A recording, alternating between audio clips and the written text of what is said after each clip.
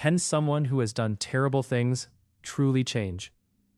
This question lies at the heart of the story of Angulimala, a man feared across an entire kingdom. Later Buddhist tradition says he was once a gifted student named Ahimsaka, meaning the harmless one. But jealousy and manipulation turned his teacher against him. The teacher demanded a horrifying payment, 1,000 human fingers. Ahimsaka obeyed and became Angulimala, the man who wore a garland of his victim's fingers. The earliest Buddhist account begins when he is already a ruthless killer. Villages had emptied, travelers avoided the roads, even armed groups were afraid to enter his forest. Then, one morning, the Buddha walked toward it alone. Herders and farmers warned him, "Don't take that road.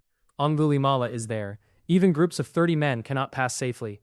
The Buddha listened and calmly continued. From a distance, Angulimala saw him. Why is this monk traveling alone? He wondered. He took up his weapons and ran after him.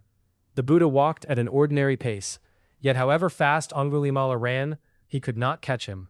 Finally, exhausted and furious, Angulimala shouted, "Stop, monk." The Buddha replied, "I have stopped, Angulimala. You have not." Angulimala was confused. "You are still walking," he said, "and I am standing still. How can you say that you have stopped, and I have not?" The Buddha explained, "I have stopped harming living beings. You have not." Angulimala looked at the weapons in his hands and the terrible garland around his neck. "But I have gone too far," he said. "After everything I have done, how can I change now?"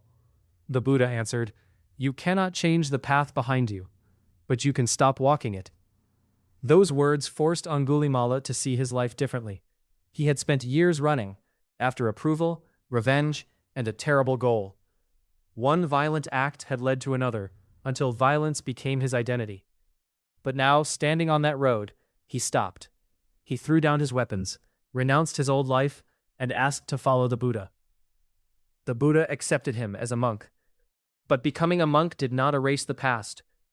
People remembered him. During his alms rounds, they threw stones and struck him with sticks. One day he returned with blood running from his head, his robe torn, and his bowl broken.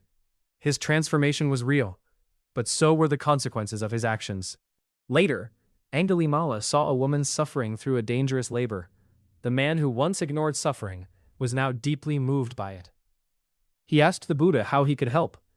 The Buddha taught him to offer a blessing based on the truth of his new life, a life in which he had chosen not to kill.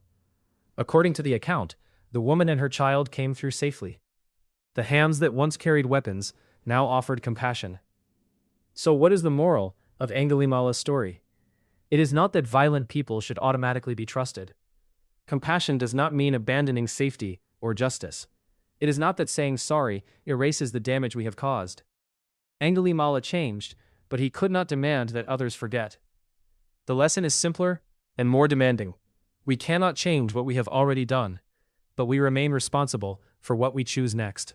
Most of us will never face a turning point as dramatic as Angulimala's, but we know how one angry reaction can lead to another. One lie can require a second, and one habit can slowly become an identity. Eventually, we begin saying, "This is just who I am." Angulimala's story challenges that belief. Your past may explain how you arrived here. It may carry consequences that cannot be avoided. But it does not have to decide where you go next. Real change begins when you stop running blindly and choose your next step with awareness.